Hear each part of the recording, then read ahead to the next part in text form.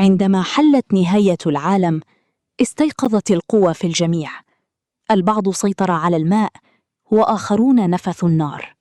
أما قوتي أنا فكانت سلب قوة أي شخص يدعى جون. مرت 3 سنوات ولم أقابل أي جون على الإطلاق. بدلاً من ذلك تعرضت للضرب والإهانة لكوني عديم الفائدة.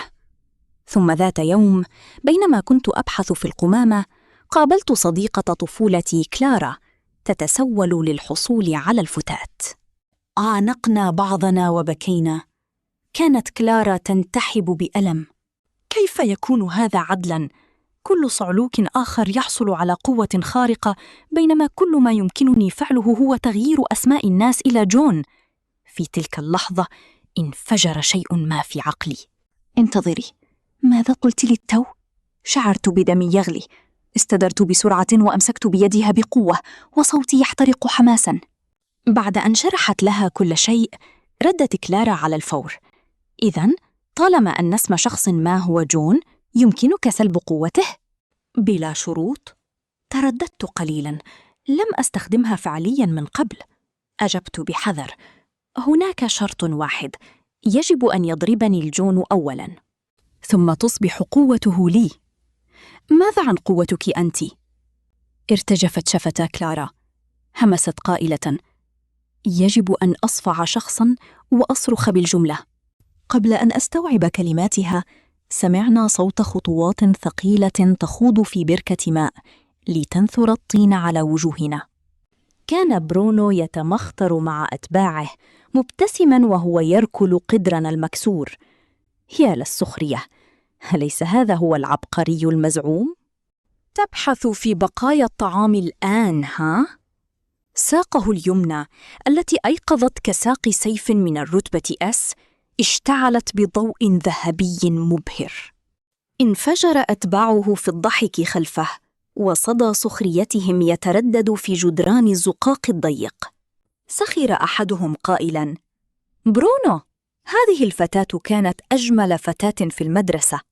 الآن رائحتها كريهة لدرجة أني لن آخذها مجاناً. أشار آخر بإصبعه نحوي. هاي، أنت، ماذا كنت تتمتم به الآن؟ ملك العالم السفلي؟ بل ملك الجرذان. ثم بنفاد صبر: كفى كلاما، اركع على ركبتيك والعق حذاء برونو. ربما لو كان في مزاج جيد سيرمي لك نصف كعكة متعفنة. نظر إلينا برونو باحتقار تام: اغربا عن وجهي أو موتا. انفجرت كلارا غضباً ودفعت بكل قوتها إلى الأمام. صرخت: اذهب إلى الجحيم! ودوى صوت صفعة حادة عندما ارتطمت راحتها بوجه برونو بقوة. صرخت في وجهه: اسمك الآن جون. استدار رأس برونو جانباً وتورم نصف وجهه على الفور.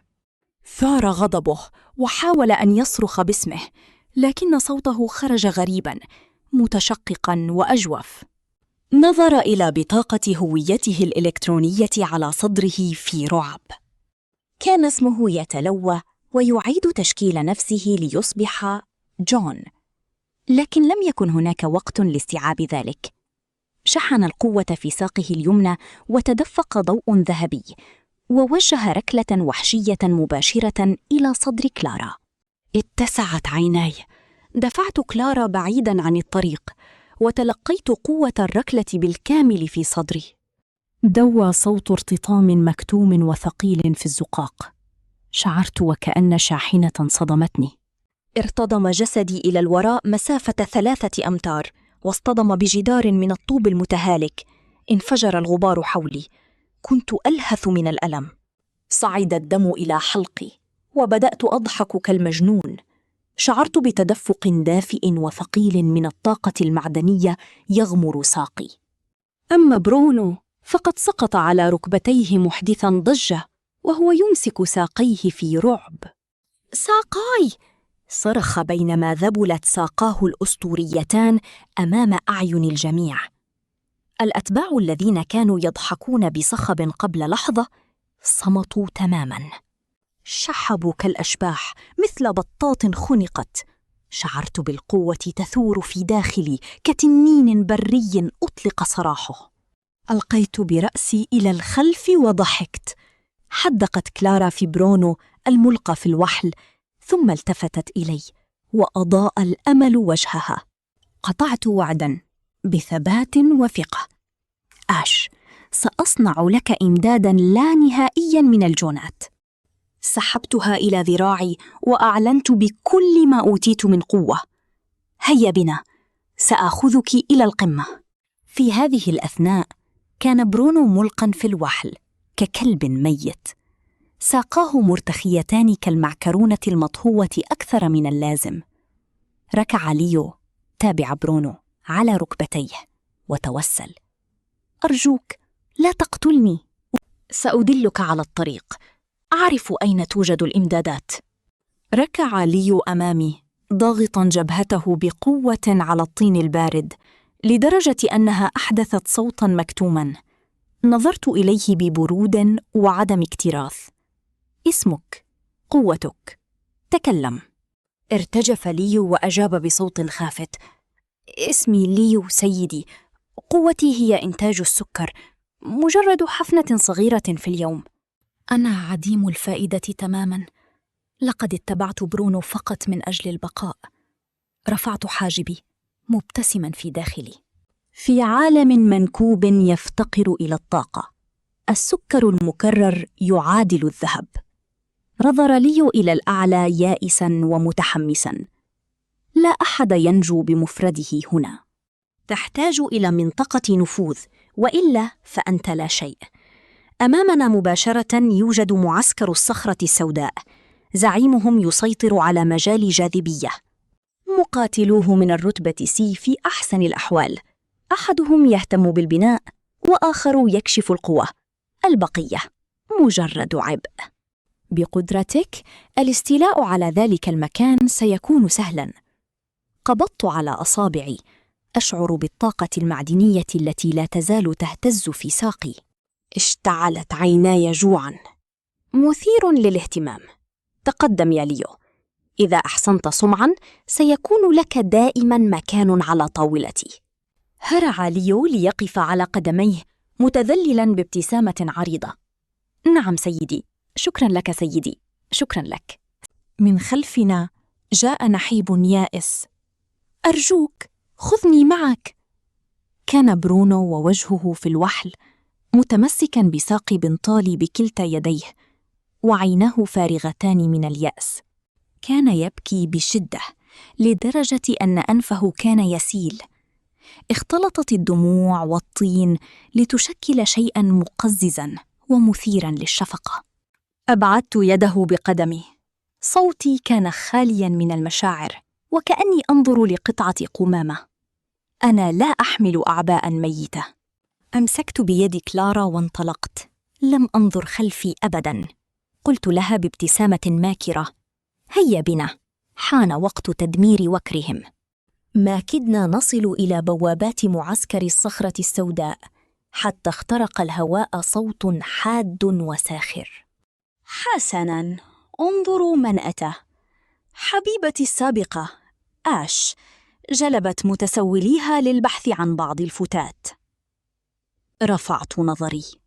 كانت هناك حبيبتي السابقة ليلي، ملتصقة بجيك كأنها تملكه. فجأة فعل قوته، التضخيم الجزئي. ساقاه وقد أصبحتا أكبر، داس بهما بقوة على الحجارة. بانج بانج بانج. كان يستعرض إحساسه الرخيص بالتفوق، ثم بدأ القضيب المعدني في يد جيك يتغير شكله. في لحظة أصبح شوكة حادة، وفي التالية هراوة غليظة. شخر جيك باحتقار، مفترضاً أننا هنا لنتوسل، ولم يخفي اشمئزازه. ليلي، لا يمكننا إدخال قمامة كهذه، للصخرة السوداء معاييرها. لم أقل شيئاً. ربت على كتف كلارا بهدوء. وجهي كان جامداً. كلارا كانت تكبح عاصفة بداخلها. تحركت كلمح البصر ووجهت صفعتين حادتين، واحدة على كل وجه من وجوههم المتعجرفة. ثم نادت كلارا بصوت واضح: اسمك الآن جون. القوة تفاعلت فوراً. أشارت ليلي إلى أنفها وصرخت كالمجنونة: كيف تجرؤين على ضربي؟ هل تعرفين من هو جون هنا؟ وقبل أن تستوعب ما قالته للتو، فعلت التا. أرجحت ساقها الضخمة نحوي، محدثة زوبعة هوائية، موجهة إياها مباشرة إلى صدري. ابتسمت بسخرية. ثبت قدمي وانحنيت لأتلقى الضربة مباشرة. بوم! دوي ارتطام ثقيل ومكتوم. لم تحصل ليلي حتى على فرصة للابتسام. شحب وجهها في لحظة. شعرت بقوتها تتدفق خارجها كأن سداً قد انهار. صرخت ليلي: ساقاي! عضلاتها تتشنج وتتقلص بصوت مقزز، وتلك السيقان التي كانت فخورة بها ذبلت على الفور وتحولت إلى مجرد عصي هزيلة. الألم أسقطها على ركبتيها في الحال. رأى جيك هذا وثار غضباً، لدرجة أنه لم يلاحظ حتى أن قوة إعادة التسمية أصابته هو الآخر. زأر قائلاً: لقد لمست امرأة جون خاصتي. أنت ميت. تحول قضيبه إلى نصل في لحظة، ومضة باردة من الفولاذ تشق الهواء مباشرة نحو قلبي. ضحكت واندفعت مباشرة نحوها. تفعيل تجريد القدرة. أعطني كل شيء. دوي مكتوم آخر، وغاص النصل وكأنه ضرب فراغاً لا نهاية له. في غمضة عين ارتخى السلاح في يد جيك وتحول إلى رمادي، كقطعة معكرونة رطبة وعديمة الفائدة. صرخ جيك وليلي في انسجام تام: قوتنا! كيف يمكن أن تختفي؟ صرخوا وانهاروا مثل كومين من الطين الرطب. كل قطرة لون اختفت من وجوههم. انحنيت ببطء وأمسكت برأس جيك، مبتسما بلا أي دفء. ألم تكن قويا جدا؟ ألم تكن متعجرفا؟ التقطت القضيب المرتخي من على الأرض. بمجرد فكرة تغير شكله وتحول في قبضتي. حدق جيك وليلي وكأنهما رأيا شبحا وأفواههما مفتوحة. قبل أن يستفيقا من صدمتهما كنت قد وقفت. وجهت لكل منهما ضربة واحدة وسقطا فاقدين للوعي. أشرت بيدي: ليو، اضرب تلك البوابة. أخبر الجميع بالداخل أن يخرجوا الآن. لمعت عينا ليو. تولى ليو الأمر. وقف أمام البوابة ووضع يديه على خصره. اسمعوا يا من بالداخل، لقد وصل الزعيم، ليخرج الأذكياء ويخضعوا. انطلق زئير غاضب من الداخل. من يجرؤ على إحداث ضجة في بلاك روك؟ تحطمت البوابة الحديدية وتدفق العشرات من الناس. تبخر زخمهم الشرس في اللحظة التي رأوا فيها 3 منا فقط واقفين هناك. انفجروا في ضحك ساخر، وسخر الذي في المقدمة: حقاً؟ جامع قمامة ومتسولان؟ ضحك الرجل ذو الندبة الذي يقودهم بشدة حتى كاد يذرف الدموع. أشار بإصبعه نحوي: بلاك روك لا تقبل القمامة حقاً. ولكن بما أنكم سلمتم أنفسكم إلى عتبة بابنا، فمن نحن لنرفض؟ ابتسمت بسخرية وطقطقت رقبتي. كلارا، افعلي ما تجيدينه. ابتسمت كلارا بسرور. اندفعت بين الحشد كنمر بين الخراف، تتحرك بسرعة كبيرة لدرجة أنها تركت صوراً خلفها. تطايرت يداها يميناً ويساراً. سلسلة سريعة من الصفعات الحادة تدوي الواحدة تلو الأخرى. أطلقت الكلمات كمدفع رشاش: جون، جون، عائلتك بأكملها جون. قبل أن يتمكن أي شخص من الرد، اشتعل اسم جون باللون الأحمر الساطع فوق كل رأس. ثم ضربتني عاصفة من ضربات القدرة الغاضبة دفعة واحدة، ولم أتفادى أياً منها. دينغ! تم التجريد بنجاح. تم التجريد بنجاح. بدا الأمر كأنه أمطار من العملات المعدنية تتساقط في قبو. انهار العشرات من الناس على ركبهم دفعة واحدة، شاحبين كالأموات، كما لو أن عمودهم الفقري قد انتزع. أشعر بتدفق القوة يغمرني، وأختبر عرضاً إحدى قدراتي الجديدة. النتيجة جعلت عيني ترتعش. من بين كل هؤلاء الناس 9 فقط كانوا يمتلكون قدرات بالفعل. أفضلهم كان للرجل ذي الندبة، استيعاب المواد. أي شيء تلمسه يداه يكتسب خصائصه. البقية كانت سخيفة بشكل متزايد. أحدهم يستطيع جعل الشعر ينمو بسرعة جنونية، والآخر يستحضر مكنسة من لا شيء. هو الأكثر سخافة فن طلاء الأظافر الفوري عند الطلب. كنت على وشك تجاهلهم جميعاً عندما أوقفتني القدرة الأخيرة. مضخم قدرات يمكنه تعزيز أي قوة على الفور، لكن شرط تفعيله جعلني أتصلب. يتطلب أكل حفنة من السكر. ألقيت نظرة على ليو الذي كان يمسح العرق عن جبينه. تجمد هو الآخر، ثم ارتسمت على وجهه أكبر ابتسامة رأيتها في حياتي. قبضت على أصابعي وشعرت بالقوة تفيض مني. ضحكت بهدوء. ممتاز، لقد خلقا لبعضهما البعض. ثم فجأة تشققت الأرض وانقض ضغط ساحق من الأعلى. دوى صوت آمر. يفا. ظهر روك زعيم الصخرة السوداء محاطاً بمقاتلين قويين. كانت عينا روك باردتين كالثلج. سلب القوى، حيلة لطيفة، لكن تحت مجال جاذبيتي لن تتاح لك حتى فرصة رفع إصبع. تضاعفت الجاذبية 10 مرات في لحظة. تشقق البلاط الحجري تحت قدميه وانهار. طقطقت عظامي تحت القوة الساحقة. لكني لاحظت أحد مقاتلي روك يحدق في ظهر زعيمه وعيناه متسعتان من الخوف. كانت كلارا قد تسللت بالفعل إلى جانب روك الأعمى ووجهت له صفعة قوية على وجهه. نظرت في عينيه مباشرة وصوتها يقطر سخرية. مجال جاذبية مثير للإعجاب يا زعيم. سيء جدا أن اسمك الآن هو جون. لم يدرك روك حتى ما حدث. ثم تحطم مجال جاذبيته سلاحه الأقوى كفقاعة صابون، واستنزفت قوته دفعة واحدة. انهار جسد روك. سقط على ركبتيه أمامي. الجاذبية التي سحقت كل شيء تسحقه الآن من الداخل. سقط زعيمهم في ثوان. شحب وجها مقاتليه كالموتى وهربا. لم أمنحهما الفرصة. انفتح مجال جاذبيتي وثبتهما كليهما على الأرض. كان صوتي جليدياً.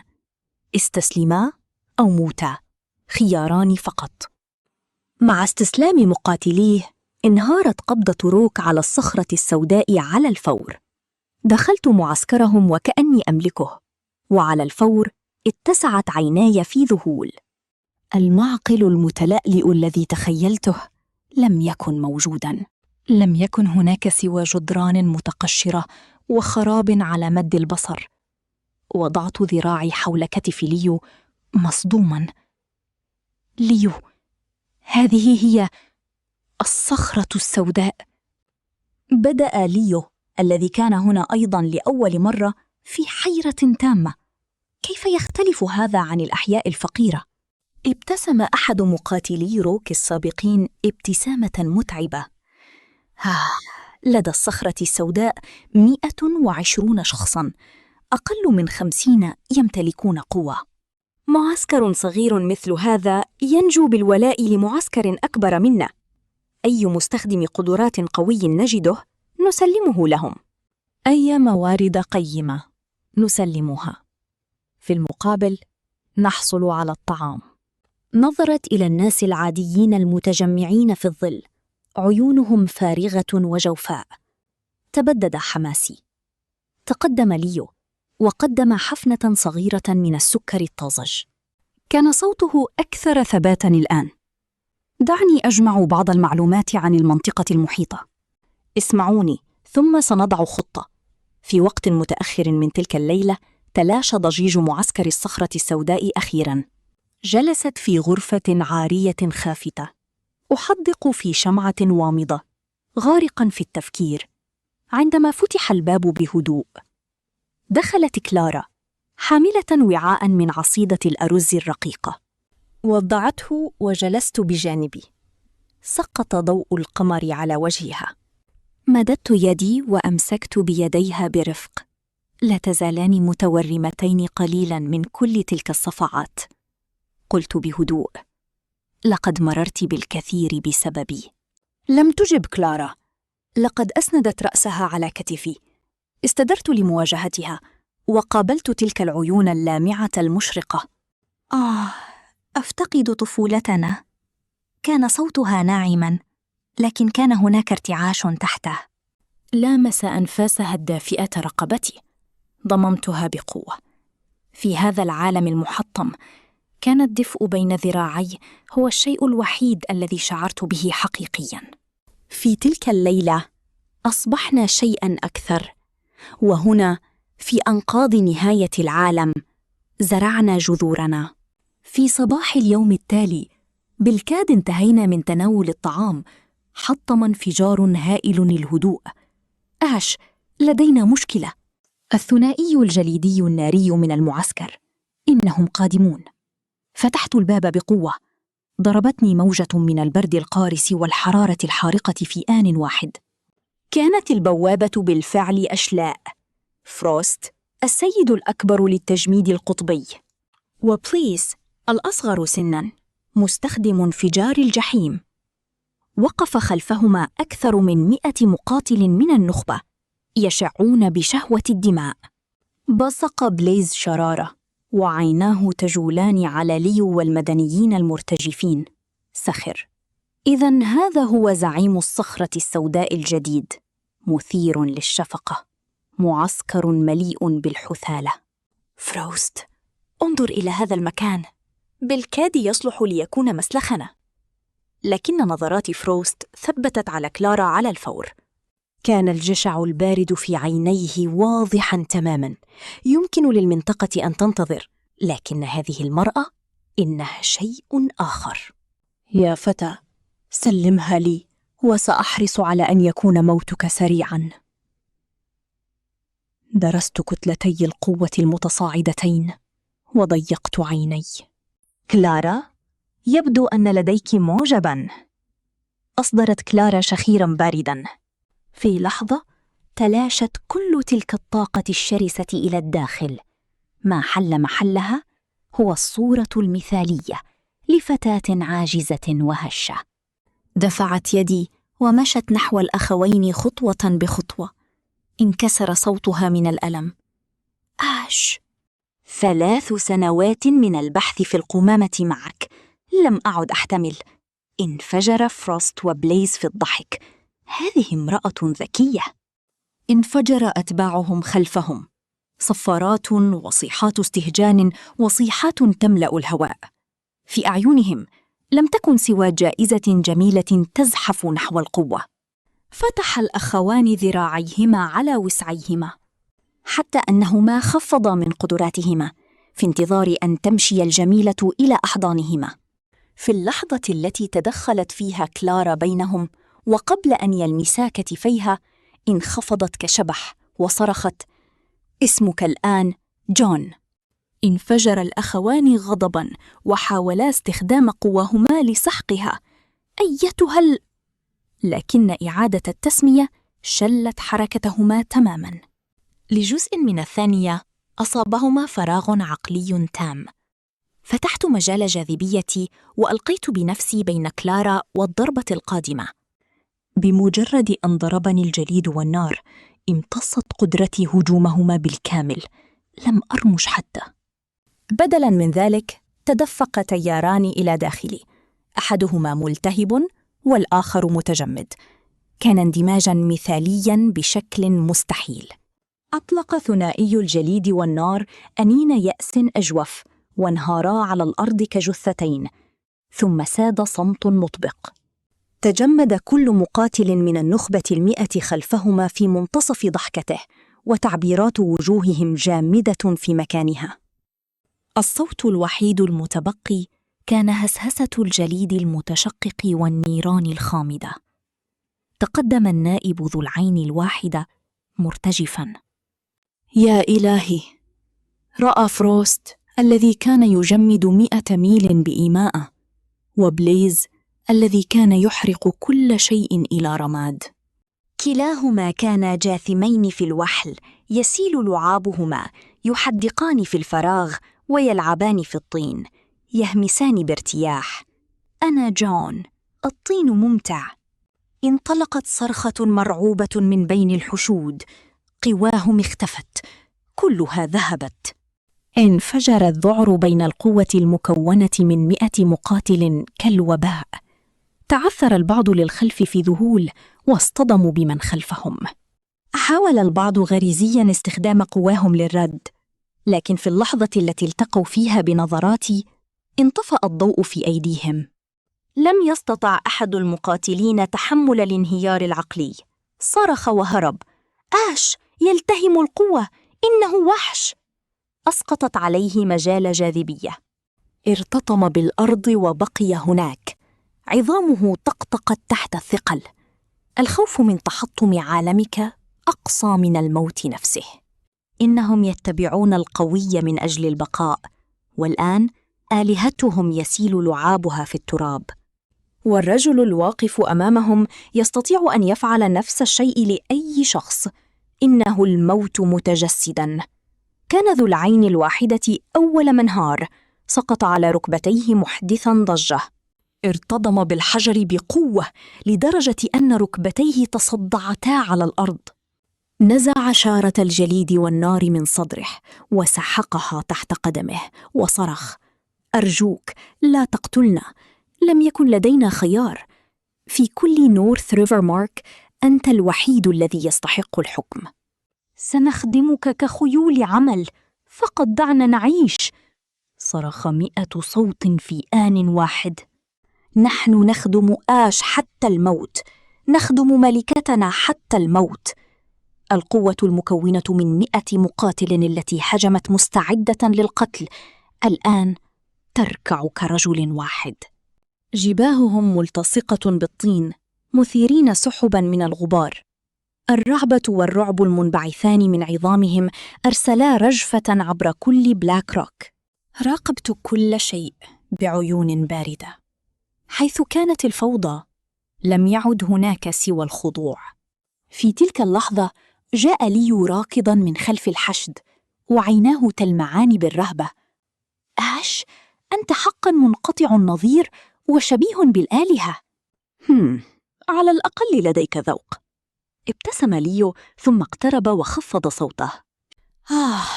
لقد تحققت للتو مع عوالة العجوز. هؤلاء الناس في الواقع مفيدون بشكل لا يصدق. ضيقت عيني ونظرت للأعلى.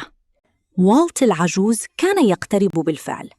هذا هو الرجل الذي خدم تحت روك، الشخص الذي يستطيع رؤية قدرة أي شخص بلمحة. موهبة نادرة أهدرت تحت شخص جبان جداً، لدرجة أنه لم يحقق شيئاً. ابتسم والت العجوز بحرارة. معظم هذه القوى غير قتالية بالتأكيد، لكن الكثير منها عملي بشكل لا يصدق. هذا لفت انتباهي. فصل لي الأمر. نظف والت العجوز حلقه. في عالم كهذا، إذا أردنا أن ننمو فالموارد تأتي أولاً دائماً. لقد وجدت معالجين 2 في المجموعة، ضعيفان لكنهما معالجان. لكن لدينا الآن تشستر العجوز، قال وهو يشير خلفه، صاحب قدرة مضخم القدرات، وأنت قد أخذت قدرة من النوع المائي. الماء النظيف لم يعد مشكلة، مما يترك الطعام كتحدينا الرئيسي. بلاك روك بعيدة، لكننا محاطون بأراضٍ قاحلة مفتوحة مثالية للزراعة. بين أتباع ثنائي الجليد والنار هناك مستخدمو قدرات يمكنهم المساعدة في ذلك، وحتى بناء. مشكلة الإسكان حلت. هذا على الأرجح هو السبب الذي جعل ثنائي الجليد والنار يجمعان هذا العدد الكبير من الأتباع. بعد تقرير والت العجوز الكامل، اقترب ليو مرة أخرى وهمس: آش، نحن بحاجة إلى إبقاء هذا الأمر هادئاً في الوقت الحالي. ابني أسواراً عالية، وخزن الحبوب، وانتظر وقتك. تلك الكلمات الأخيرة ضربتني كمطرقة في صدري. كان فيها شيء يشعل الطموح ويحرقه. بسطت يدي وواجهت القوات المستسلمة. جيد. من هذه اللحظة فصاعداً أنتم مسؤولون أمام ليو ووالت العجوز. كل ما يقولانه تفعلونه. أي شخص يقاوم، كلكم 100 ستسقطون معه. أجاب 100 صوت كرجل واحد: نعم سيدي. انحنيت ونظرت إلى ذي العين الواحدة الذي كان لا يزال يرتجف. اخدم جيداً. أنا أكافئ الولاء. انحنى ذو العين الواحدة بقوة. نعم سيدي، أقسم بحياتي لن أفكر أبداً في الخيانة. مع صدور الأمر عادت الحياة إلى بلاك روك. الناس العاديون الذين كانوا يختبئون في الظل ينتظرون الموت أصبحوا الأصول الأكثر قيمة على الإطلاق. بناء من النوع الأرضي من الرتبة الثانية، رجل عجوز، رفع يداً واحدة. ارتفعت الأرض كتنين صاعد، وظهر جدار بطول 100 متر من الأرض المسطحة. فتاة من النوع الخشبي لوحت بكلتا يديها في الهواء. براعم القمح الخضراء الزاهية انفجرت من التربة. في أقل من 3 أيام لم يعد بالإمكان التعرف على الحي الفقير. مستخدم قدرة مائية يستدعي نبعاً صافياً ليغسل سنوات من العفن بجانب حقل قمح ناضج بفضل تلك القوة الخصبة. تقف كلارا في ثوب رائع، ذراعها بذراعي، تحدق في الأفق البعيد قائلة: آش، انظر، لقد بنينا مدينة بالفعل. أراقب الجميع يتحركون بهدف عن بعد، وشيء ما يتغير في صدري. الخبر بدأ ينتشر بالفعل. بدأ مستخدمو القدرات من الخارج في الظهور، راغبين في الانضمام. استدعيت ليو وتحدثت بهدوء. ليو، هل يوجد أي شخص في صفوفنا يستطيع صنع الملابس؟ عقل ليو يعمل بسرعة، لكنه يهز رأسه. ليس بعد، ولكن عندما وسعنا الحدود وجدنا قرية. الكثير من الناس العاديين، ولدينا مستخدمو قدرات يمكنهم استحضار الإبر والخيوط. قلت: هل تقترح؟ ابتسمت ونظرت نحو الأفق. انشروا الخبر، سواء كان مستخدم قدرة أم لا. بلاك روك ترحب بالجميع بلا استثناءات. تعابير ليو تشتد. آش، الجميع؟ إمداداتنا لا يمكنها تحمل ذلك. استدرت لأواجهه، صوتي ثابت وعميق. ليو، تذكر هذا. مستخدمو القدرات يسيطرون على الأرض، لكن آلاف الأشخاص العاديين هم فقط من يستطيعون تحويل أرض قاحلة إلى مدينة. إذا كانوا على استعداد للعمل، بلاك روك تأخذهم جميعاً. نظرت إلى كلارا. دورك، زي موحد، رتب، وقانون لبلاك روك. أريد هذه الآلة تعمل بكامل قوتها. ابتسمت كلارا، مشرقة وبلا مجهود. اهدأ. كل شخص يخرج من مدينة بلاك روك سيبدو وكأنه ينتمي إلى جيش حقيقي. مرت 5 أشهر في لمح البصر. توسعت مدينة بلاك روك للخارج بمقدار 3 كيلومترات. استبدلت الأنقاض المتهالكة بصفوف أنيقة من منازل الطوب الرمادي. لم يعد الهواء نتناً. بدلاً من ذلك، رائحة نظيفة وحلوة للحبوب تنتشر في كل شيء. حقول خصبة تمتد عبر الأرض.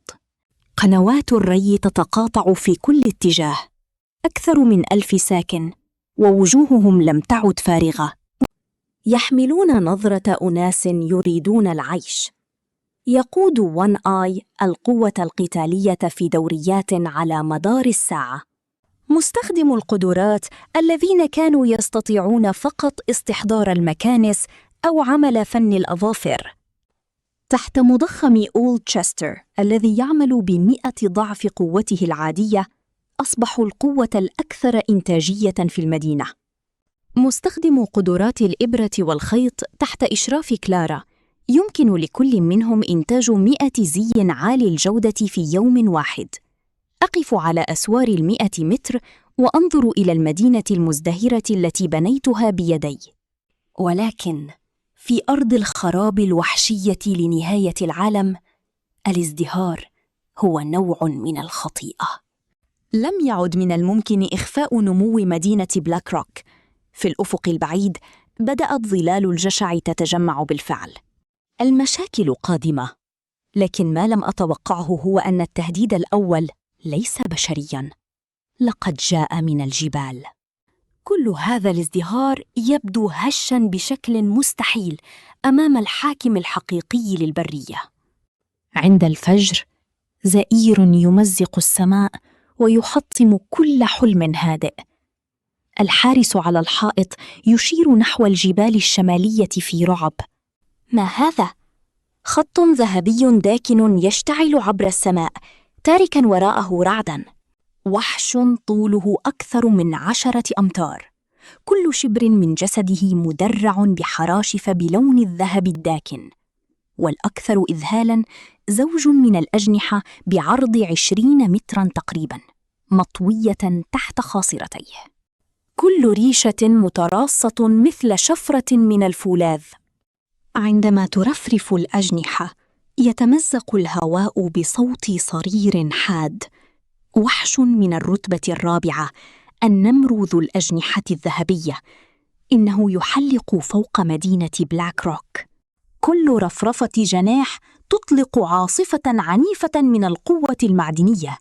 آلاف الشظايا المعدنية الحادة تدور مع كل هبة ريح. بساتين خشب الحديد عند قاعدة الجدران، كثيفة كالفولاذ، تمزقت إلى شظايا في ثوان. يزأر وان آي بينما يغمر العرق البارد ظهره. كل القوات في حالة تأهب، مواقع قوة الدفاع. مقاتلان بقدرات طيران ينطلقان في الهواء للاعتراض.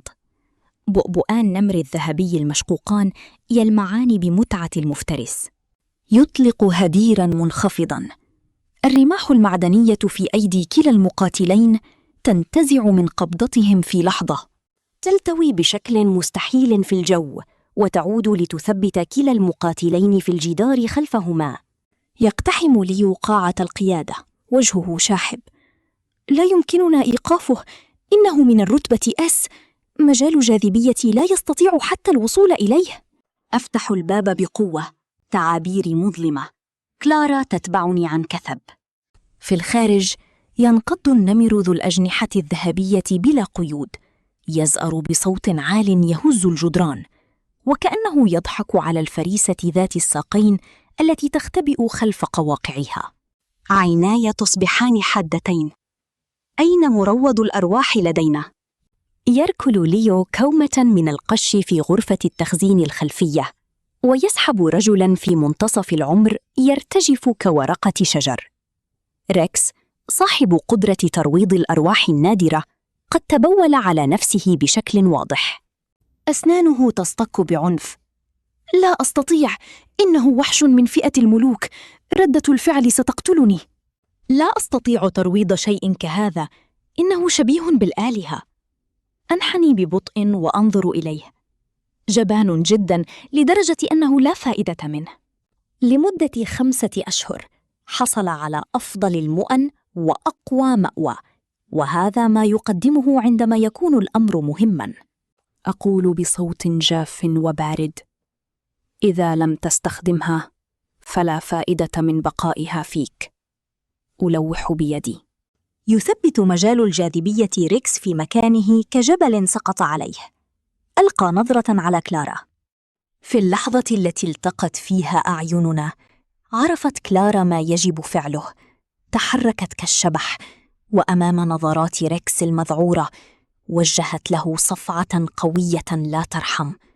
نادت كلارا بوضوح: اسمك الآن جون.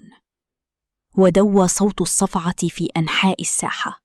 ريكس الذي كان يرتجف رعباً قبل لحظة تصلب فجأة عندما استقر الاسم في عقله، وفي تلك اللحظة تجمد ريكس مكانه.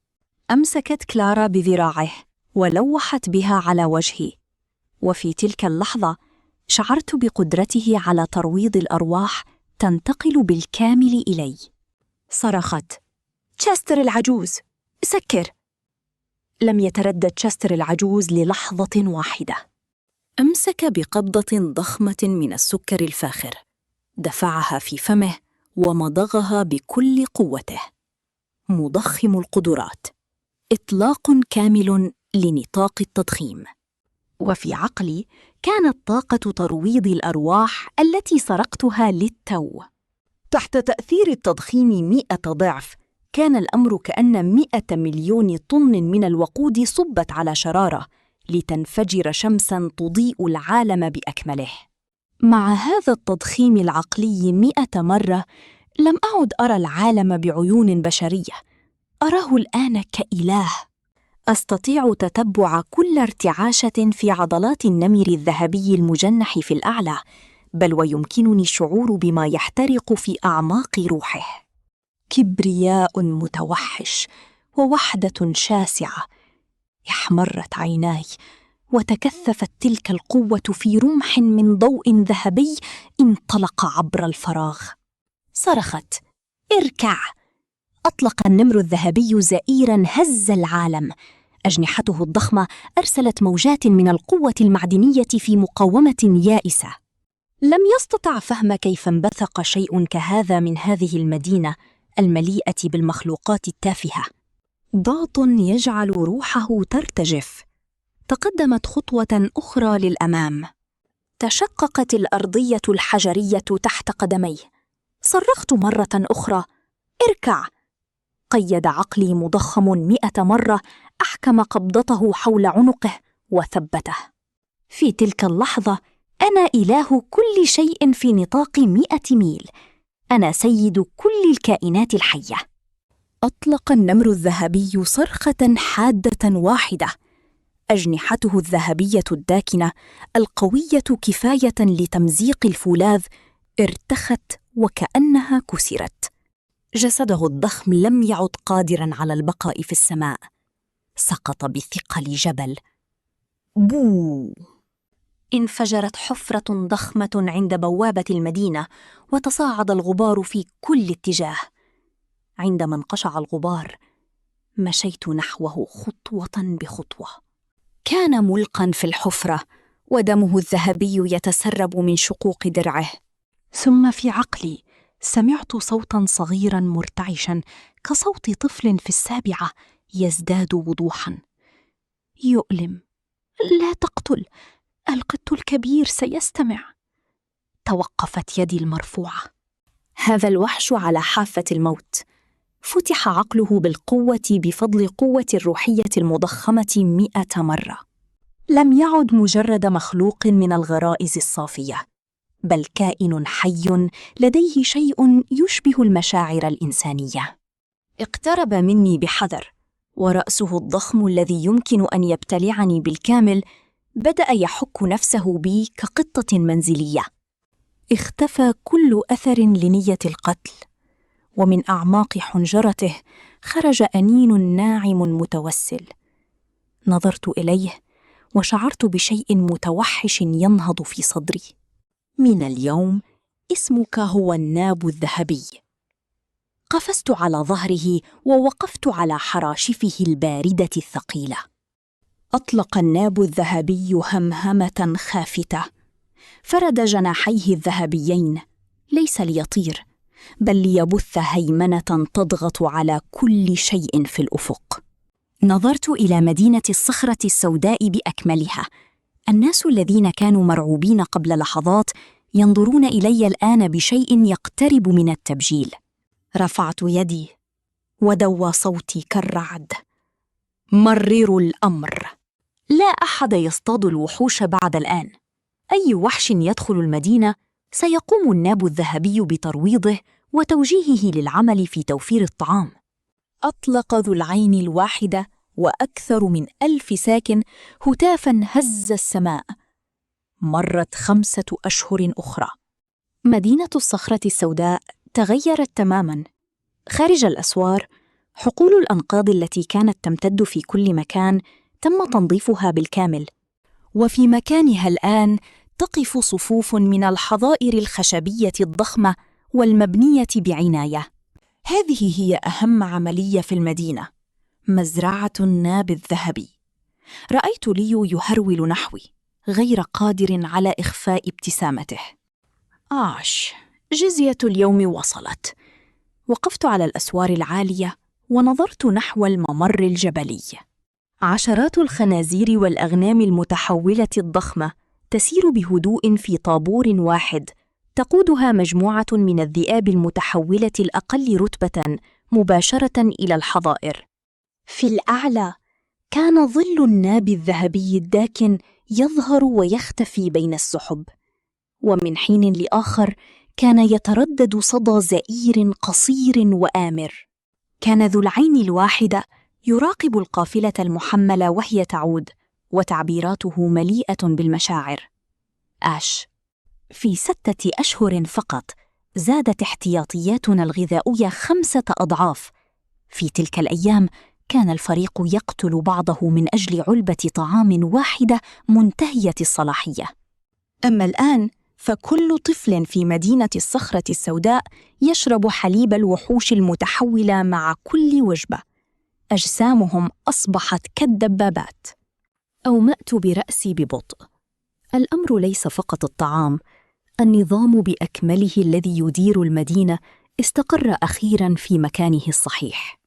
خرجت كلارا في بدلة قتالية داكنة وأنيقة، حادة ورشيقة في نفس الوقت، وجاءت لتقف بجانبي. راقبنا خيوط الدخان الرفيعة تتصاعد من المدينة بالأسفل. الناس العاديون الذين استقبلناهم أصبحوا الآن يدبغون جلود الوحوش ويعالجون اللحوم كالمحترفين. مدينة الصخرة السوداء تنبض بالحياة حقاً، وهذا واضح في آلاف الأفدنة من الأراضي الزراعية الممتدة عبر المدينة. اللحوم لم تعد نادرة أبداً، ولكن تحت كل هذا السلام الذي كسبناه بصعوبة شعرت بشيء آخر: الهدوء الذي يسبق العاصفة. تقدم ليو بوجه متجهم وسلمني تقريراً. زعيم، لقد انتشرت أخبارنا. فرقة المخلب الأحمر في الشمال سمعت بالأمر. ليس لدينا حبوب فقط، بل مخزون لا ينتهي من اللحوم. بدأوا في حشد قواتهم بهدوء.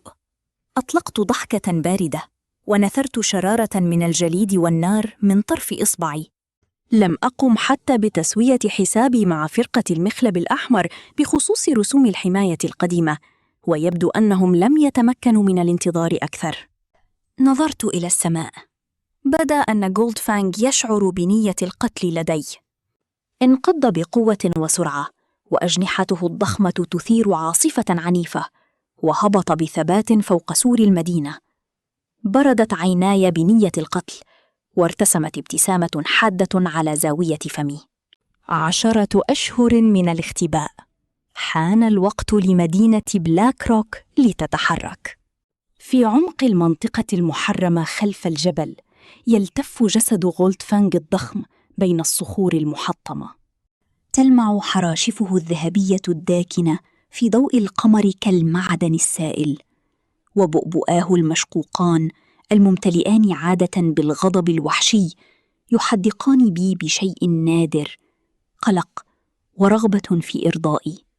راقبت أجنحته وهي تخفق بقلق، وسألت بهدوء: ما الذي يحدث؟ خفض غولدفانغ رأسه، رأس ضخم بما يكفي لسحق دبابة، وأصدر هديراً عميقاً من حلقه.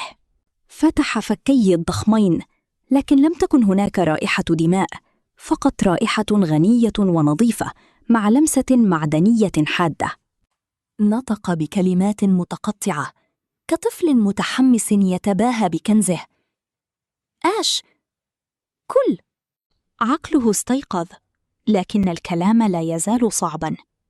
ثم فجأة بصق جوهراً داخلياً، كرة ذهبية لامعة بحجم الجوز. بقي معلقاً في الهواء، يسحب عناصر المعدن من كل مكان حوله. وبدأت الصخور القريبة تهتز ممغنطة بقوة الجوهر. قلبي كاد أن ينفجر في صدري. هذا جوهر داخلي. حك جولدفانغ كتفه، وعيناه صافيتان تماماً بلا أي ظل للشك. في هذا العالم المحطم الثقة أندر من أي قدرة. نظرت في عيني جولدفانغ الصافيتين بلا تردد. فتحت فمي وابتلعت الجوهر دفعة واحدة. في لحظة شعرت وكأنني ابتلعت كرة من الذهب المصهور المغلي. بوم! طاقة معدنية مرعبة انفجرت بداخلي. كان الألم حاداً للغاية، كأن 10,000 إبرة فولاذية تخترق عظامي. استشعرت طاقتي الجليدية والنارية الدخيل، واشتعلتا فوراً. يدي اليسرى ببرودة تخترق العظام، واليمنى بلهب يحرق السماء. القوتان اللتان كانتا متوازنتين تماماً بدأتا تتمزقان، بينما تلتوي القدرة المعدنية بينهما. سقطت على ركبتي من الألم الشديد. الأرض تحطمت تحتي مع اختلال مجال الجاذبية الخاص بي. شحب وجه كلارا وهي تراقبني. كانت على وشك الاندفاع نحوي، لكنني صرخت لإيقافها. ابقي بعيداً. أعرف تماماً ما هذا. إنها الدفعة الأخيرة لاختراق الشرنقة، ورغم عنفها تحمل الطاقة المعدنية قدرة توصيل فريدة. وبإرشاد من خيط روح جولدفانغ البدائية، وجد الجليد والنار الهائجان جسراً يربطهما. المعدن يوصل الحرارة، والقدرة توصل القوة. تشابك الجليد واللهب، 3 قوى تدور بعنف في جوهري، مشكلة دوامة ثلاثية الألوان. قنوات طاقة الهشة أعيد تشكيلها بالطاقة المعدنية لتصبح صلبة وقوية كأنابيب السبائك. بعد لحظة طويلة فتحت عيني ببطء، ومض وميض ذهبي في بؤبؤ عيني، ثم تلاشى. رفعت يدي اليمنى. لم تعد كفي تحمل الجليد والنار فقط، إشراق ذهبي داكن عميق يتدفق عليها. هذه القوة أكثر ثباتاً وحدة.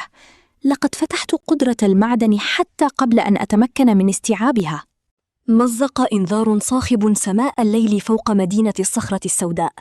أتى ليو مسرعاً وهو يصرخ بصوت متقطع: زعيم، كتيبة المخلب الأحمر هنا! لقد أحضروا 3,000 مقاتل. ابتسمت ببرود وربت على رأس جولدفانغ. الضيوف وصلوا. لنذهب ونرحب بهم. أطلق جولدفانغ زئيراً عميقاً، فتح جناحيه بقوة، مثيراً عاصفة معدنية عنيفة، وقذفني مباشرة إلى السماء. خارج بوابات مدينة الصخرة السوداء أضاءت النيران السماء. هذه قوة قتالية حقيقية. 3,000 مستخدم قدرات في تشكيل محكم، تدعمهم مركبات حربية معدلة، وتشع منهم هالة قتالية وحشية. الرجل في المقدمة يجلس في مركبة دفع رباعي مكشوفة، نحيل وحاد البصر كالصقر، وتيارات رياح مرئية تلتف حول جسده بالكامل. صرخ غايل بغطرسة تامة: يا أهل مدينة الصخرة السوداء، اسمعوا! سلموا كل مخزونكم من اللحم وأسلوب القدرة ذاك، وسأدعكم تعيشون. حرك غايل يده باستخفاف، فضربت شفرة رياح طولها 3 أمتار جدار المدينة، محدثة شقاً عميقاً بما يكفي للرؤية من خلاله. ثم سخر: أين آش؟ أخرج إلى هنا! عندما كان روك مسؤولاً، كنت أحصل على 3 مستخدمي قدرات كل شهر. غيرتم الزعيم ونسيتم فجأة كيف تسير الأمور. وقف ذو العين الواحدة على الحائط شاحب الوجه. غايل، لا تريد العبث مع زعيمنا، ارحل من هنا ما دمت تستطيع. أطلق غايل ضحكة وحشية بينما تأججت الرياح حوله. وإلا ماذا؟ هل ستوقفني أنت وهذه الحفنة من القمامة؟ لا يوجد سوى صوت واحد في النهر الشمالي، وهو صوتي الهادئ هبط من الأعلى قاطعاً رياح غايل عاتية. إذن ما رأيكم أن أرسلكم لملاقاة خالقكم؟ لترتفع كل الرؤوس في صدمة تامة. شكل ذهبي ضخم يحجب ضوء القمر. أقف على ظهر جولد فانغ وأنظر إلى 3000 مقاتل مدرع وكأنني إله ينظر إلى حشرات. تضيق حدقتا عيني جايل ثم تنتشر على وجهه ابتسامة جشعة وقبيحة. وحش من الرتبة S؟ إذن الشائعات كانت صحيحة. لقد روضت بالفعل نمراً ذهبي الجناح. سلمه لي وسأمنحك نصيباً في عرش النهر الشمالي. أقفز من على ظهر جولد فانغ وأرد عليه. هل تظن أنك تستحق ذلك؟ ليتفعل مجال الجاذبية الخاص بي في منتصف السقوط. بوم! ارتطم بالأرض على بعد 10 أمتار من جايل، محدثاً فوهة بعمق 3 أمتار في الأرض. أنفض الغبار عن بنطالي وأنظر إليه بابتسامة ساخرة. جايل، بما أنك تريد تحية بشدة، دعني أقدم لك واحدة. لهجتي تدفع جايل إلى حافة الجنون. يخدش الهواء بكلتا يديه وينخفض الضغط ل100 متر في كل اتجاه. أنت ميت، تصرخ العاصفة.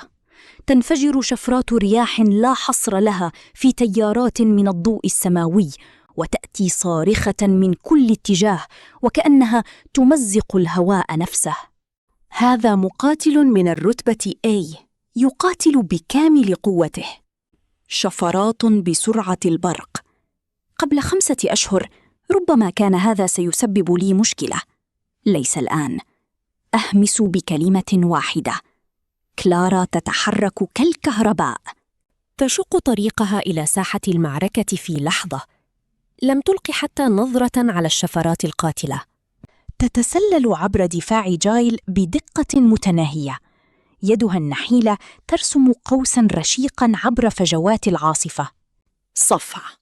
صفعة واحدة مدوية تخترق الرياح الهادرة كالرعد. تصرخ كلارا بصوت حاد وآمر: اسمك الآن جون. يتجمد جايل. الاسم يسيطر عليه، وللحظة واحدة فقط تتوقف عاصفته. في تلك الثانية تمسك كلارا بذراع جايل اليمنى المشحونة بطاقة الرياح وتلوح بها على وجهي. صفعة. لا أشعر بأي ألم على الإطلاق، بل موجة من الرضا لم أشعر بها من قبل. أطلق ضحكة جامحة بينما تدور الدوامة ثلاثية الألوان بداخلي بأقصى سرعة. أعطني كل شيء. تستجيب قدرة الرياح داخل جايل وكأن ثقباً أسود يسحبها، لتتدفق بجنون عبر العلامة التي تركتها تلك الصفعة. جسده يذبل بشكل واضح أمام أعيننا. تصبح العاصفة الهائجة نسيماً لطيفاً، ثم لا شيء. يطلق جايل صرخة بائسة. لا، قدرتي! لا يمكن أن يحدث هذا. أشعر ببذرة قدرة الرياح الجديدة تتجذر بداخلي. تسترشد بقدرتي المعدنية وتستقر في نظامي وكأنها كانت دائما جزءا مني. ينهار جايل ووجهه أبيض كالرماد، وخلفه يقف كل مقاتليه النخبة 3000 في صمت مذهول. يشاهدون قائدهم الذي لا يقهر يسيل لعابه كالأبلة، جاثماً على الأرض بنظرة فارغة، يشير إلى كومة من التراب ويضحك كالأحمق. أنا جون. همهمات ذعر تنتشر في الجيش. القائد انتهى، لقد كان من الرتبة A وقضت عليه صفعة واحدة.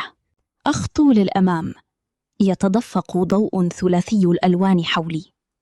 أرفع يدي. تندلع عاصفة من الشفرات المعدنية وانفجارات الجليد والنار من العدم، مقطعة إحدى دبابات لواء المخلب الأحمر إلى أشلاء. أمرر نظري على 3000 مقاتل. هل يريد أي شخص آخر درساً؟ يسقط مستشار جايل على ركبتيه باكياً ومتوسلاً.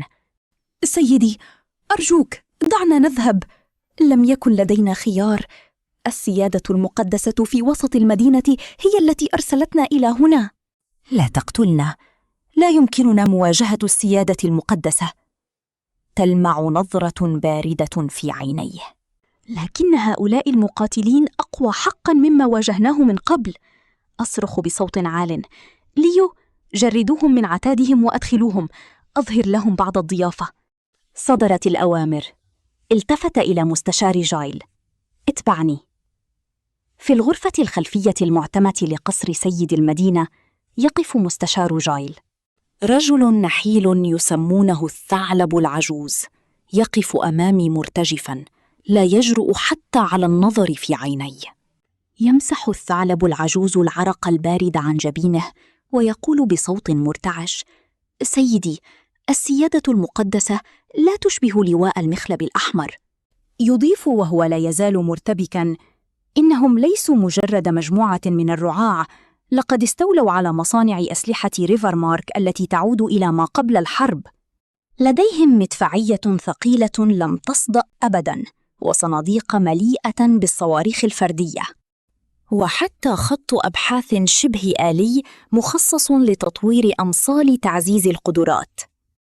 أمرر أصابعي على حافة الضوء المتدفقة عند أطراف أصابعي. أدخل في صلب الموضوع. يبتلع الثعلب العجوز ريقه ويكمل: قائدهم يكتنفه الغموض. يطلق على نفسه اسم بابا ريفورمارك من الرتبة S. قدرته هي التحكم في تدفق الزمن، وهي من أكثر القدرات المحرمة. على بعد 100 متر منه تتحرك الرصاصات أبطأ من الحلزون، ويمكن أن تصبح ثانيته 10 ثوان للآخرين.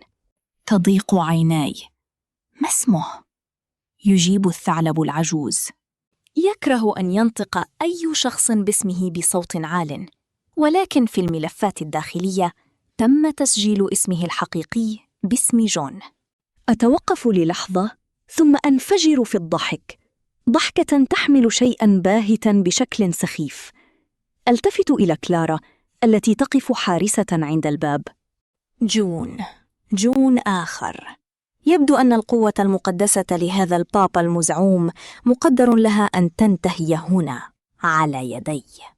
خلال الأيام الثلاثة التالية لم تقع مدينة الصخرة السوداء في حالة من الذعر بسبب تهديد السيادة المقدسة، لكنها تنبض بالحياة، حياة نادرة في هذا العالم المحطم.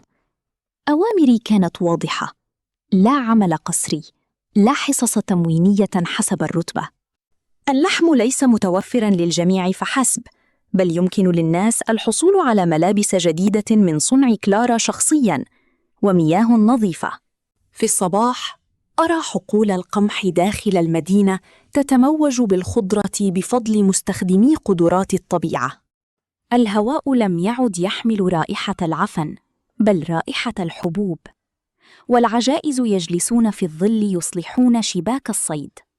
الأطفال يركضون ويلعبون على صوت همهمة جولدفانج الهادئة.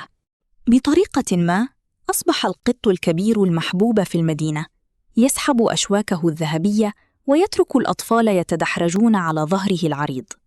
يصعد ليو إلى السور ويعطيني تفاحة مغسولة، قائلاً بحرارة: يا زعيم. تم دمج كل المستسلمين من لواء المخلب الأحمر في حرس العيون. بمجرد أن رأوا ما لدينا هنا، طعام حقيقي ونظام، أصبح ولاؤهم مطلقاً. أي شخص يتكلم بسوء عن مدينة الصخرة السوداء، هؤلاء هم أول من يتصدى له. هذا العدل والسلام رفاهية شبه مستحيلة في عالم يأكل فيه الناس بعضهم البعض. أنظر للمدينة تحتي، والرغبة في حمايتها تشتعل أقوى من أي وقت مضى. لكنني لم أكن خاملاً. في هذه الأيام الثلاثة كنت أعمل بجد لأمتص قدرة الرياح التي سلبتها من جيل. بفضل دعم النواة الداخلية، شكلت 4 قدرات حلقة مغلقة مثالية بداخلي: الجليد، والنار، والمعدن، والريح. يمكنني إطلاق عاصفة ثلجية وسط إعصار، أو لف معدن منصهر حول جدار من اللهب. جسدي الآن هو أخطر سلاح في ريفرمارك كلها. لكن أكثر ما يفاجئني هي كلارا. مع تطوري هي لم تتخلف عن الركب. تضاعفت قوتها في كل مرة استخدمت فيها قدرة الإسم، ورغم أنها لا تملك قوة تدميرية، إلا أن قوتها الجسدية وصلت لمستوى خارق. في مساء اليوم الثالث صبغت الشمس السماء بلون أحمر دموي. السور الذي يبلغ ارتفاعه 100 متر يلقي بظلاله الطويلة. بوم! السماء صافية، لكن صوت رعد ينفجر من العدم. في الأفق خارج مدينة الصخرة السوداء رأيت مداً مظلماً من الفولاذ يتقدم ببطء. إنها طليعة السيادة المقدسة. كل جندي يرتدي زياً مموهاً ويحمل بندقية كهرومغناطيسية تتوهج بالأزرق. ثم خرج شخص ببطء من التشكيل. كل خطوة يخطوها تحرق الأرض تحته وتحولها إلى رماد أسود. كان عاري الصدر، ووشم لعين واحدة شرسة يغطي صدره، وقوس من البرق يزحف على جسده بفرقعة مستمرة. قائد طليعة السيادة المقدسة، مستخدم قدرة برق من رتبة A، فانغ. صوته ضرب كصاعقة يهز الغبار عن سور المدينة. آش، تعال لتتلقى المرسوم. بأمر البابا المقدس، مدينة الصخرة السوداء تحدت السيادة وآوت وحشاً من رتبة S. عليك أن تقطع أطرافك ال4 بنفسك وتسلم النمر الذهبي المجنح. إذا لم تمتثل سيطحن الرعد هذه المدينة حتى تصير غباراً. رفع يده للأعلى، وصاعقة بسمك برميل ضربت الخندق خارج المدينة، مبخرة الماء في لحظة. حفر البرق خندقاً بطول 100 متر في الأرض. الحراس على السور أصابهم الذعر والهلع. قوة البرق هذه أشد وحشية بكثير من أي شيء ألقاه غيل علينا. وقفت على قمة السور أراقب هذا العرض المتغطرس بازدراء. فانغ، اسم على مسمى. يا للأسف، سآخذ أول هدية من السيادة المقدسة. ألقيت نظرة جانبية. كلارا كانت قد ارتدت بالفعل بدلة قتالية ضيقة تبدو حادة ومذهلة، وشعرها مربوط للخلف، وابتسامة مشرقة موجهة إلي. آش، دعنا نغير الأدوار هذه المرة. أريه كيف يبدو الرعد الحقيقي. ربت على رأس غولدفانغ. أطلق غولدفانغ زئيراً هز الجبال وضرب بجناحيه بقوة، وأطلقني مباشرة نحو السماء كصاعقة ذهبية تشق بحراً من الرعد الأزرق البنفسجي. زأر فانغ وصفق بذراعيه معاً. أنت تطلب الموت، عاصفة الخراب. مئات من كرات البرق انفجرت كثعابين كهربائية وحشية تنطلق من كل زاوية. في تلك اللحظة تحرك رجل ضخم متجهم بجانب فانغ أيضاً. نائبه، مستخدم قدرة أرض من رتبة A، يضرب بكفيه على الأرض ويزأح: عش، انزل إلى هنا. ارتجفت الأرض ودمدمت. أصبح الفضاء تحتي ثقيلاً بشكل ساحق، واندفعت رماح أرضية حادة لا حصر لها متحدة مع البرق لتشكل منطقة قتل محكمة. ابتسمت بسخرية. أهذا كل ما لديكم؟ لا حاجة لحركات استعراضية. ببساطة رفعت يدي اليمنى وضغطت للأسفل. سحق جاذبية 100 ضعف. وزن يفوق الوصف هبط مثل نيزك ساقط. انضغط الرمل المتحرك على الفور إلى أرض أصلب من الفولاذ. تحطمت رماح الأرض إلى غبار، ومستخدم قدرة الأرض لم يجد حتى وقتاً ليصرخ. الجاذبية دفعت جسده بالكامل إلى الأرض، لم يبق منه سوى رأسه بارزاً يبصق الدم. رأى فانغ ذلك واتسعت عيناه غضباً، لكن قبل أن يتمكن من الرد تحركت كلارا متسللة بين فجوات البرق كلمح البصر. بينما كان كل جندي يشاهد في رعب وعواء فانغ الغاضب يملأ الهواء، وصلت كفها في الوقت المناسب تماماً. طق طق، صدعتان حادتان تدويان. صوت صاخب بشكل صادم في صمت مجال الجاذبية الساحق. تنادي كلارا بصوت حاد وواضح: اسمك جون الآن. يضربه الاسم ويموت البرق الهائج على الفور. تقدمت، أمسكت بكلتا يديها، واحدة في كل يد من يدي. كنت على وشك تجريدها من قدراتها عندما دقت أجراس الخطر في رأسي. ضوء أخضر غريب يومض في عيني فانغ. بدأت كروم رفيعة تخرج من تحت جلده المحروق، حاملة معها دفقة من الحيوية الساحقة. تضيق عيناي. قدرات مزدوجة؟ كان فانغ يخفي قدرة طبيعية طوال هذا الوقت. البرق يدمر، والطبيعة تعيد. لا عجب أنه جاء واثقاً جداً، لكن هذا لا يجدي نفعاً أمام اسم جون. كل ورقة رابحة يخفيها هي مجرد مزحة. أزمجر بصوت منخفض وثابت: كل شيء، أعطني إياه. ويندلع وهج من الضوء البنفسجي إلى الأعلى. غضب البرق وثقل الأرض وقوة حياة الطبيعة، 3 تيارات هائلة من الطاقة تتدفق إلي عبر راحتي يدي. ينهار فانغ ومساعده كالخرق المبللة في الحفرة، يسيل لعابهما كالحمقاء. أنا جون. إنه يلعب في التراب.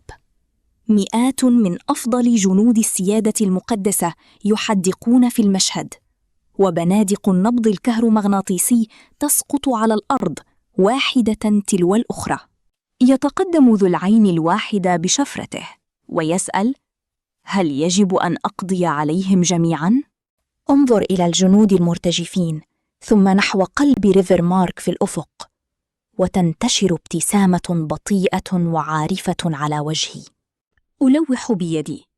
هبة من الرياح تكتسح عدة جنود راكعين إلى الخلف 100 متر. ازحفوا عائدين، وأخبروا جون آش من مدينة الصخرة السوداء ينتظر. أخبروه أن يأتي بنفسه. تتدافع البقايا المحطمة وتزحف نحو الأفق. خلال الأيام 3 التالية ظلت مدينة الصخرة السوداء صامدة. لم تحدث أي من الفوضى التي توقعها الجميع. العجوز تشستر يدفع عجلة البناء بقوة. يؤمن ليو خطوط الإمداد. تحت دورية جولد فانغ اليقظة يعزز الناس الدفاعات بكفاءة هادئة. أعرف أن المعركة النهائية قريبة. تظهر مركبة سوداء فاخرة في الأفق، تتبعها مئات الدبابات الثقيلة. هذا النوع من البذخ الفاحش الذي لا مكان له في هذا العالم المحطم. ظهور أقوى رجال ريفر مارك، البابا جون. يخرج من المركبة دون استعجال، ساعة جيب عتيقة تدور بين أصابعه. نظرته عميقة لا قرار لها، وهو يتحدث بسلطة باردة.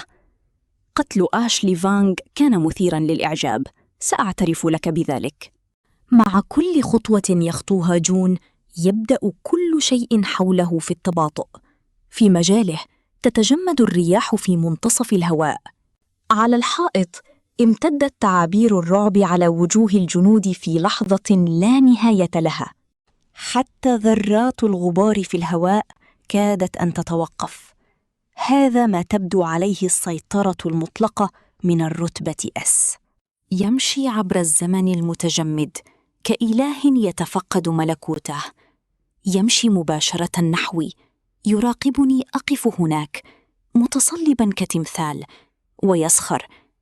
بماذا ستقاتلني بالضبط؟ ينظر إلي بازدراء واضح. الخنجر المخصص في يده ينبض بوحج أحمر عميق، ويغرسه بقوة في صدري، طعنة مباشرة في القلب.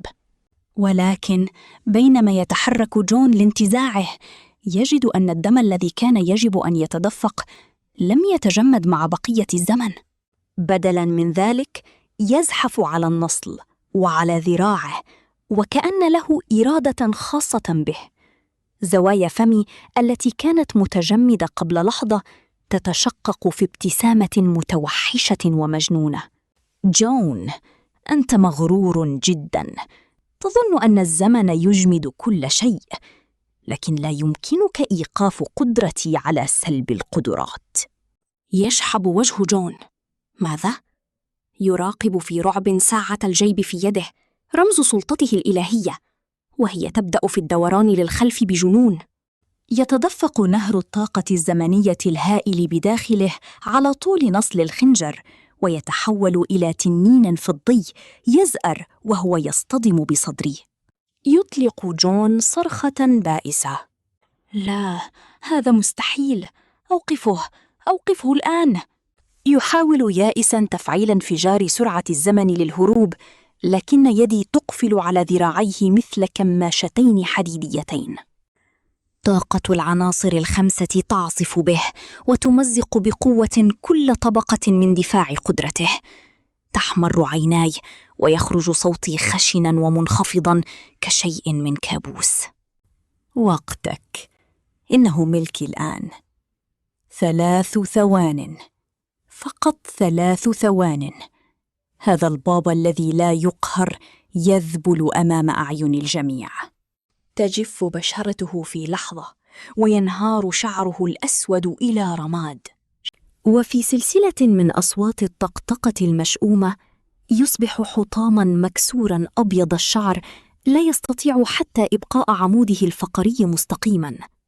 انتزع الخنجر، والجرح في صدري يلتئم في ومضة من ضوء عكس الزمن. حتى ملابسي الممزقة تعود وكأن شيئاً لم يحدث.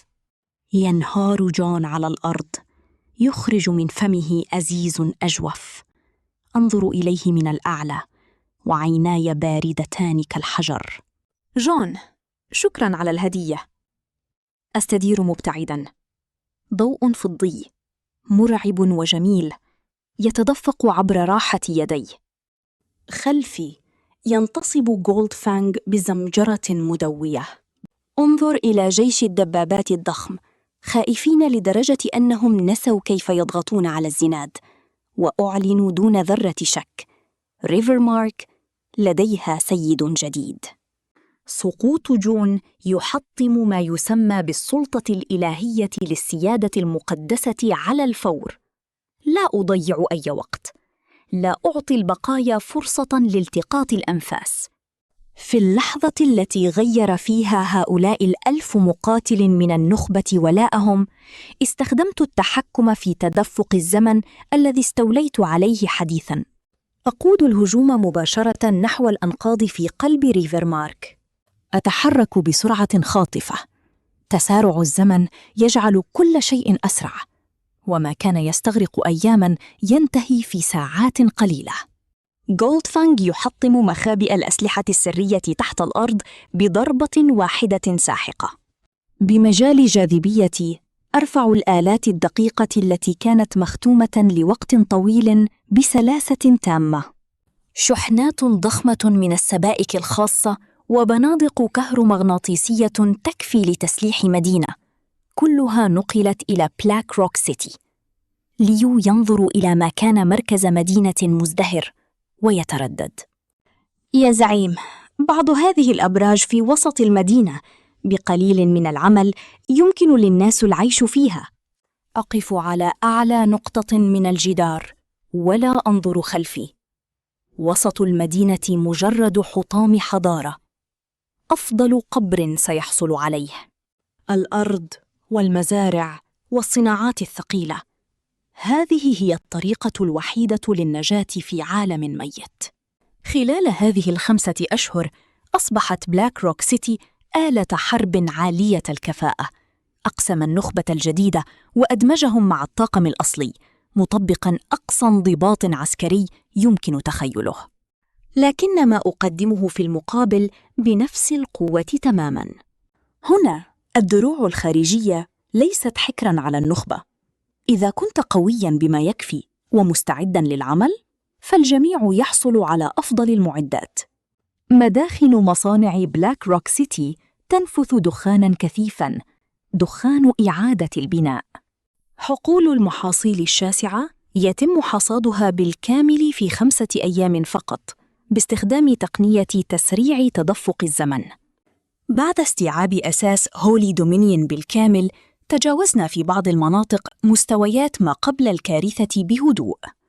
أنظر للأسفل إلى الجيش الذي يتشكل، كل جندي مسلح بأسلحة كهرومغناطيسية، وترتسم ابتسامة خفيفة على شفتي. تحطم الهدوء في الشهر الخامس.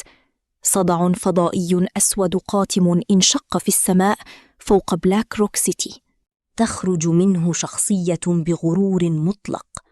الفضاء يتشوه وينهار حوله، كأن حتى الضوء يبتلع في هاوية سحيقة. يزمجر فيد: أعش، لقد قتلت أقرب حلفائي جون، ودمرت الأساس الذي بنيته. اليوم سأدفن مدينتك بأكملها معك. هذا هو فيد، سيد قدرات الفضاء الذي أنهى تدريبه للتو. خلفه يتدفق عشرات الآلاف من الجنود عبر بوابات فضائية، وتصوب المدفعية الثقيلة فوهاتها نحو بلاك روك سيتي في لحظة. تقطب كلارا حاجبيها وهي تشعر بالضغط الفضائي الساحق المنبعث منه. تهمس بهدوء: آش، قدرته فضائية، قتال مباشر سيدمر كل ما بنيناه. لدي خطة. تظاهر بالاستسلام. كلارا فهمت قصدي على الفور. أمرت بوقف إطلاق النار. استدعيت جولدفانج وخرجت من بوابات المدينة وكلارا بجانبي. رسمت على وجهي نظرة الخوف والهزيمة المطلوبة بالضبط. ناديت باحترام مصطنع: لورد فيد، قوتك تفوقنا. أقدم لك بلاك روك سيتي. أطلب فقط أن تبقي على حياتنا. يبدو فيد مسروراً بخضوعي، يهبط بشخرة باردة وينتقل آنياً أمامنا مباشرة، وعيناه تشتعلان بالكراهية. أيها الوغد الصغير، اليوم سأسحقك بيدي. ستتبع صديقي إلى القبر. لكن كلماته لم تكتمل حتى فاجأته كلارا بصفعة على وجهه وصرخت فيه: أيها الوغد الصغير، اسمك الآن جون. فيد يتجمد، يغطي خده غريزياً، لكن بعد جزء من الثانية تنفجر نية القتل في عينيه. مجال يمزق الفضاء يلتف حولي وحول كلارا. يزمجر: اسمي هو، لكن الكلمات تموت في حلقه. وجه فيد يشحب، يكتشف برعب أن القوة بداخله تستنزف مثل مد ينحسر عن الشاطئ، والفضاء الذي يسيطر عليه تماماً انقلب ضده وبدأ يلتهمه حياً. يصرخ فيد غير مصدق: قدرتي؟ آش، ماذا فعلت بي؟ أسمح لابتسامة باردة وراضية بالظهور: جون، لقد وقعت في الفخ مباشرة. ترتسم ابتسامة ماكرة على شفتي كلارا. الآن بينما تستنزف آخر قوة لفيد، أفتح ذراعي وأسحب آخر أثر لقانون الفضاء البدائي إلى داخلي. في اللحظة التي يلتقي فيها الزمان والمكان بداخلي، قوى العناصر الخمس التي كانت كامنة تشتعل دفعة واحدة. هذه هي نقطة التحول. الزمان هو السداة، والمكان هو اللحمة. ينسجان مجالاً يخصني وحدي. الشرط المهين الذي كان يجبرني على تلقي ضربة أولاً لقد زال. قدرتي على سلب القدرات وصلت رسمياً للمستوى الإلهي. في نفس لحظة اختراقي يتردد صدى الرابط الروحي بيني وبين كلارا بقوة عنيفة. تطلق كلارا فجأة شهقة خافتة، ويشع وهج بنفسجي ذهبي إلهي من بطنها. الضوء ساطع جداً لدرجة أنه لا يمكن النظر إليه. قوة حياة مرعبة ونبيلة تفوق كل وصف. إنها تحمل طفلي، تلك الحياة التي لم تولد بعد، ورثت الجينات الإلهية التي فتحتها للتو. سلالة الدم تتدفق عائدة عبر الرابط إلى جسد كلارا، وتشتعل عيناها بوهج ذهبي مقدس ومفاجئ. بعد نصف دقيقة، سيد الفضاء الذي كان لا يقهر يرقد على الأرض ككومة طين، يكتشف برعب أنه لم يفقد قدرته فحسب، حتى سموفيد محي منه تماماً. لم يعد الآن سوى رجل عادي عاجز اسمه جون. أفتح عيني ببطء، أشعر بالقوة الفوضوية للقوانين السبعة المندمجة بداخلي، وأضع يدي برفق على بطن كلارا. هذا الطفل عندما يولد سيصبح إله هذا العالم المنهار. تغمز كلارا بنظرة ماكرة وتلتفت نحو عشرات آلاف الجنود المنهارين رعباً وتقول: آش، يبدو أن أيامنا في الحضيض قد ولت. وأي أحمق قوي يجرؤ على تحدينا سأجعلهم جميعاً وقوداً لنمو ابننا. لم أتمالك نفسي وأطلقت ضحكة مدوية. أمسكت بيد كلارا ونظرنا معاً إلى هذا العالم الفوضوي المقلوب رأساً على عقب بثقة تملأ الكون. أعلنت بصوت عال: انتهى عهد ريفر مارك القديم. من يقف معي سيزدهر، ومن يقف ضدي فليستعد لقبره. البرد، برد قارس يخترق العظام، برد قادر على تكسير الروح نفسها. آخر خيوط شمس الغروب تسقط على زاوية من مكب النفايات، حيث كان جسدي ممدداً ومتصلباً. كنت مجرد جلد وعظم منكمشاً في مياه قذرة. كنت أحتضن بين ذراعي نصف كعكة متعفنة يملأها الدود. على وجهي ابتسامة غريبة وراضية تماماً، كأنني في لحظات الأخيرة امتلكت العالم كله. ثم ظهرت امرأة تتعثر ووجهها مغطى بالقذارة، شعرها أشعث ومتكتل، وفي اللحظة التي رأت فيها وجهي أطلقت صرخة كادت أن تشق سكون الليل. هوش هوش، استيقظ، أرجوك استيقظ. ركعت في الوحل وبدأت تهز جسدي البارد بكل قوتها، ودموعها ترسم خطين شاحبين على وجهها المتسخ. انهارت تماماً. لقد وجدت طعاماً، لقد قاتلت بقوة لأحصل عليه. فقط قضمة واحدة، أرجوك. هذه أنا، كلارا. افتح عينيك وانظر إلي، إنها كلارا. لكن الرياح الباردة لم تحمل أي إجابة. في هذا العالم الحقيقي، حيث لا توجد قدرات ولا معجزات، فقط جوع ويأس لا نهاية لهما.